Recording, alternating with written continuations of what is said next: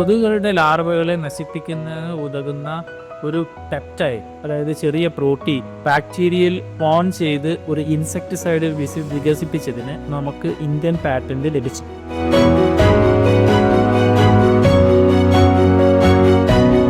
ഈ ബാക്ടീരിയകളെ വളർത്തി നിർജീവമാക്കിയ ശേഷം ലായനി രൂപത്തിൽ കൊതുകുകളുടെ കൂത്താളികളുള്ള വെള്ളത്തിൽ നേരിട്ട് തളിക്കാവുന്നതാണ്. ഈ കണ്ടുപിടുത്തത്തിൻ്റെ പ്രത്യേകത എന്ന് പറയുന്നത് ഇത് കൊതുകുകളുടെ ലാർവകളെ മാത്രമേ ബാധിക്കുകയുള്ളൂ, വെള്ളത്തിലുള്ള മറ്റ് ജീവികളെ ഒന്നും ബാധിക്കില്ല എന്നതാണ്.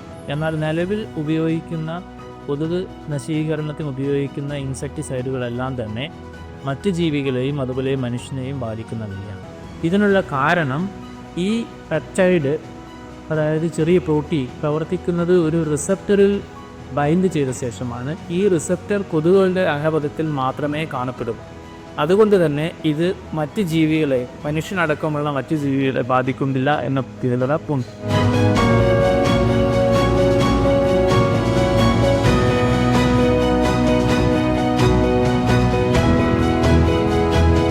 ട്രിപ്സിൻ മോഡുലേറ്റിംഗ് ഊസ്റ്റാരിക് ഫാക്ടർ എന്ന 10 അമിനാസിഡുള്ള പെപ്റ്റൈഡ് കൂത്താടികളിൽ ട്രിപ്സിൻ എന്നൊരു എൻസൈമിൻ്റെ പ്രൊഡക്ഷനെ സ്റ്റോപ്പ് ചെയ്യും.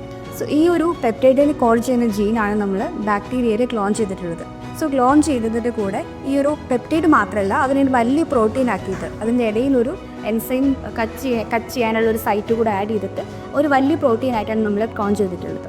ഇങ്ങനെ ക്ലോൺ ചെയ്തെടുക്കുന്ന ബാക്ടീരിയ ഈ ബാക്ടീരിയയുടെ സെല്ലിനകത്ത് ഈ ഒരു റീകോംബിനൻ്റ് ആയിട്ടുള്ള പ്രോട്ടീനെ ഉത്പാദിപ്പിക്കും. ഈ റീകോംബിനൻ്റ് ആയിട്ടുള്ള പ്രോട്ടീനുള്ള ബാക്ടീരിയയെ നിർജ്ജീവമാക്കിയതിന് ശേഷം അത് നമ്മൾ കൂത്താടികൾക്ക് ഭക്ഷണമായിട്ട് കൊടുക്കുകയും ചെയ്യും.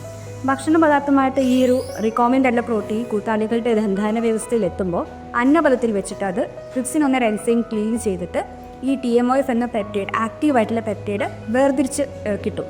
ഈ വേർതിരിച്ച് ആക്റ്റീവ് ആവുന്ന പെപ്റ്റൈഡാണ് ആക്ച്വലി ഈ ഒരു ട്രിപ്സിൻ എന്ന ഇനി വരുന്ന ട്രിപ്സിൻ എന്ന എൻസൈമിൻ്റെ ഉൽപ്പാദനത്തെ നിർത്തുകയും അതുവഴി ഈ ഒരു കൂത്താടികളുടെ ഡെത്തിന് കാരണമാവുകയും ചെയ്യുന്നത്.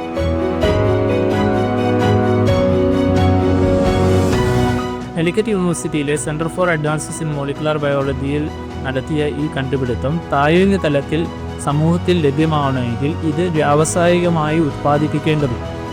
അതിനായി വ്യവസായശാലകളോ സ്റ്റാർട്ടപ്പുകളോ മുന്നോട്ട് വരും എന്ന പ്രതീക്ഷയിലാണ്.